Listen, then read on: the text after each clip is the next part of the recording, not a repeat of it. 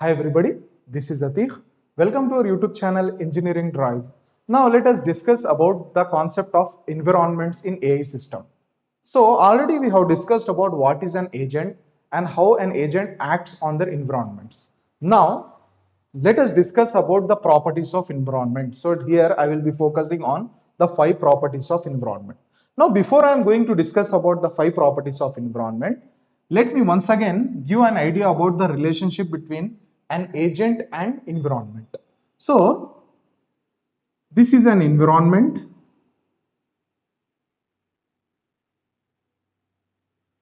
Okay, and here is our agent.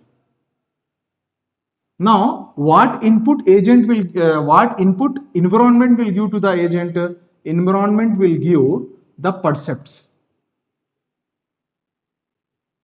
So, agent will take from environment percepts, and in return, agent will give or generate actions to the environment. Okay, how the agent will take the input in the form of percepts through sensors. So agent will utilize the sensors, and by using these sensors, agent will take the percepts from the environment. And now once the percepts has been accepted, how agent will generate the actions? Agent will generate the actions with the help of effectors. Okay, now we know that agents are incomplete without environments, because if environment is there, then only agent can act on that environment. So this is the relationship between an environment and agent. Okay, I believe that it is clear to you. Now environment comes in different flavors. So these are the various properties of environments. Let us see. So number one, accessible versus inaccessible environment. Now, whenever I am using the word environment, everyone should believe that we are talking about agents also. Because if environment is there, then there is no use of environment without agents. So vice versa, agent and environments are compulsory. So here we are talking about properties of environment, means we should assume that agents are also available in the environment. Now the first property, accessible versus inaccessible environment. Now in the name itself answer is there. The environments which are accessible, they are accessible environments. You know what is the meaning of accessible environment? Accessible environment means which can be sensed. For example, agent will make use of sensors to take percepts from the environment. If agent is unable to take the percepts from the environment, then we can say that the environment is inaccessible. Okay.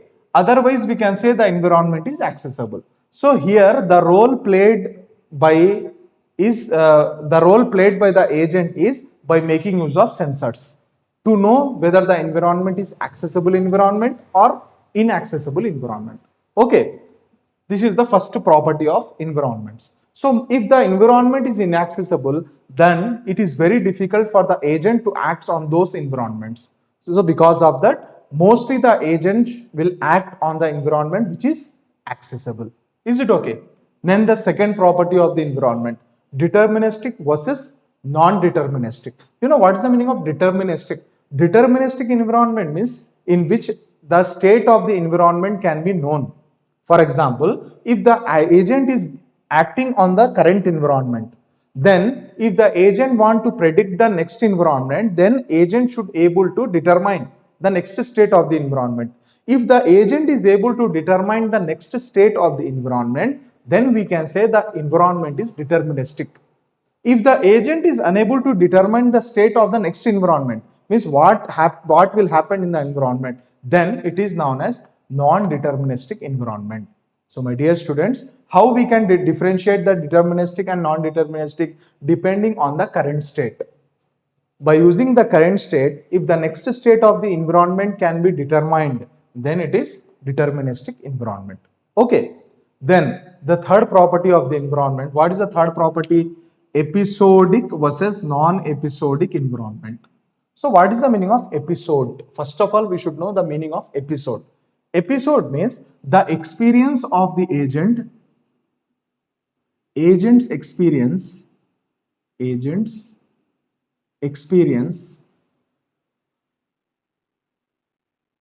is divided into is divided into episodes. In simple terminology, this is nothing but parts. So agent's experience, the total working experience of the agent will be divided into parts. We call those parts as episodes. Now, if the agent's environment is episodic, then which means there is no need for the agent to know the history of the previous episode to enter into the next episode. So one episode is independent of the another episode. Okay, whereas in non-episodic environment, the entire experience of the agent will be considered as a whole, which means the agent should keep track of what happened in the past, what happening at present. Based on that, it should take the decision what to do in the future. Is it clear? That's why episodic environments are easier to maintain, and agents can easily act on this type of episodic environments compared to non-episodic environments. This is the third property of environments. And while coming to the fourth property of environments, static versus dynamic environment. So sometimes the environment can change while the agent is acting on the environment. The layout or the structure of the environment can change.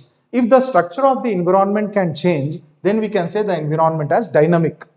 If the structure or the layout of the environment is fixed, then we can say the environment is static environment. Okay, so in case of dynamic environment, the agent's percepts and action should also be dynamic in nature.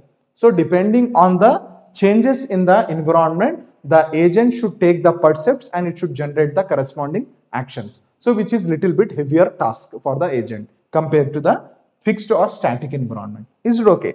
And the last property of environment, which is discrete versus continuous. What is the difference between discrete environment and continuous environment? Discrete environment means which consists of limited number of agents, or we can say finite number of agents.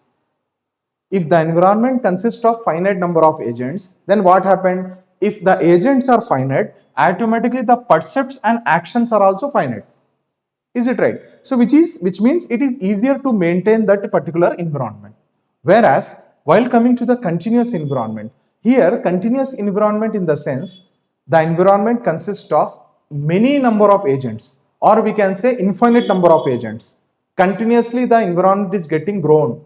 The environment is growing continuously or rapidly. Then that type of environment is continuous environment. Now if I ask you one question, which environment is better to maintain? The answer is the discrete environment, which consists of limited number of agents, limited number of percepts, and limited number of actions.